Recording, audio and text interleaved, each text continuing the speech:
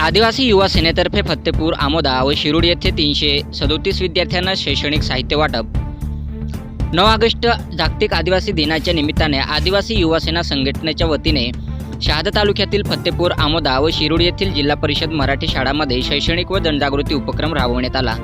या उपक्रमांतर्गत फत्तेपूर येथील 181, आमोदा येथील 136 आणि शिरूड येथील 20 अशा एकूण 337 विद्यार्थ्यांना वही, पेन व चॉकलेटचे वाटप करण्यात आले। यावेळी विद्यार्थ्यांना शिक्षणाचे महत्त्व, नियमित शाळेत उपस्थित राहणे, पर्यावरण संरक्षण, व्यसनमुक्त आणि आदिवासी क्रांतिकारकांचा गौरवशाली इतिहास याबाबत मार्गदर्शन करण्यात आले।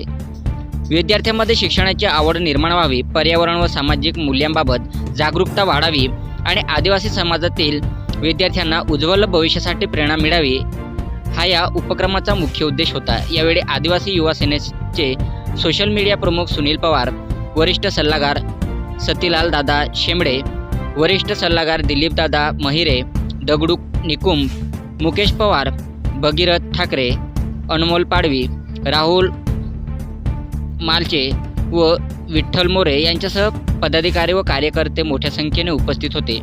तसेच शाळेचे मुख्याध्यापक, शिक्षक, ग्रामपंचायत पदाधिकारी व पालक उपस्थित होते।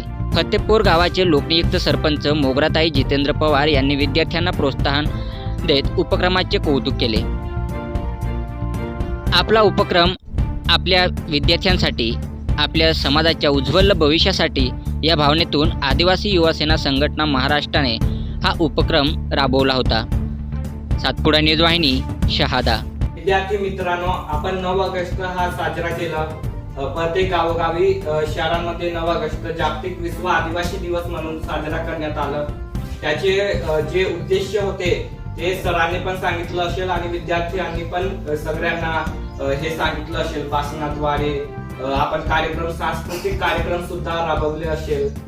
परंतु आमच्या लक्षात असं आले की वेगवेगळे कार्यक्रम हे आपण 9 ऑगस्ट निमित्त आपल्या एरियामध्ये राबवले आहेत। आम्ही पण एक छोटासा उपक्रम घेऊन आलो आहे। वही व पेन व चॉकलेट असं वाटप करून आम्ही 9 ऑगस्ट निमित्त आमचे जे विद्यार्थी आहेत त्यांना आम्ही हे दिवस, आम्ही स्वतः पण विद्यार्थी आहे, पण आपल्या समाजाचे जे मुले आहेत त्यांना सोबत कसं आम्ही घेऊन जाऊ शकतो या उद्देशाने आम्ही हे काम करत आहे। आणि संघटना म्हणजे काय, तर संघटना म्हणजे एक टीम असते जे आपले आदिवासी विद्यार्थी आहेत, आदिवासी लोक आहेत, त्यांच्यासाठी काम करणे म्हणजे हा संघटनाचे उद्दिष्ट असतो। आणि आदिवासी म्हटले म्हणजे जल जंगल जमीन हा नारा सर्वात फेमस नारा आहे।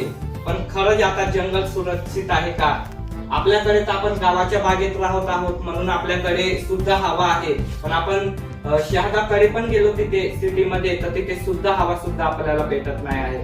तर पुढे जाऊन आपलं पण हे गाव आहे ते सिटी सारखं होणार आहे। तर याच्यापासून आपण सावधान राहून आपण प्रत्येक आपल्या जे आजूबाजूला जे आपल्या एरियामध्ये आपण झाडे लावायला हवं। आज 9 ऑगस्टच्या एक चांगल्या प्रकारे एक संदेश आहे आणि आम्ही पण